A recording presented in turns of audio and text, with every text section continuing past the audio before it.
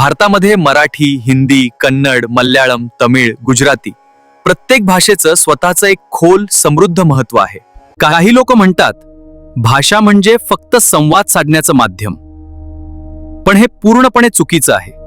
पुढे जाण्याआधी एक गोष्ट स्पष्ट करतो. जर एखाद्याला मराठी किंवा कोणतीही भाषा येत नसेल तर तो त्या भाषेचा अपमान करतो असं नाही. कदाचित त्याला ती भाषा शिकायची संधीच मिळाली नसेल. हे शक्य आहे की त्याला यापूर्वी असा अनुभव मिळाला नाही. भाषा न येणं डिसरेस्पेक्ट नाही, पण भाषेला शिव्या देणं, तिची टिंगल करणं हे मात्र अपमान आहे. आता खरा प्रश्न असा आहे, मराठी किंवा कोणतीही भाषा महत्वाची का आहे?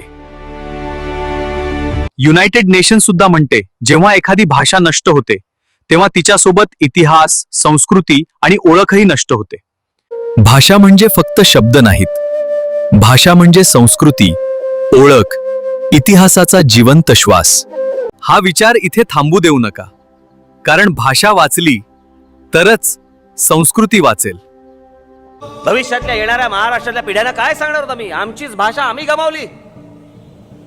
ज्या भाषेवरती आमच्या ज्ञानेश्वरांपासून कुसुमाग्रजांपर्यंत अनेक कवींनी, अनेक साहित्यिकांनी जे संस्कार केले, जी मोठी केली भाषा, तीच भाषा आम्ही इतरांना काहीतरी समजावं म्हणून आम्हीच सोडून दिली. आम्हीच घालून बसलो ती भाषा. हे अस्तित्व कोणी टिकवायचं असतं? हे सरकारने टिकवायचं असतं. मराठी ही केवळ भाषा नाही, ही छत्रपती शिवाजी महाराजांच्या स्वराज्याची, संत ज्ञानेश्वर आणि संत तुकारामांच्या विचारांची भाषा आहे.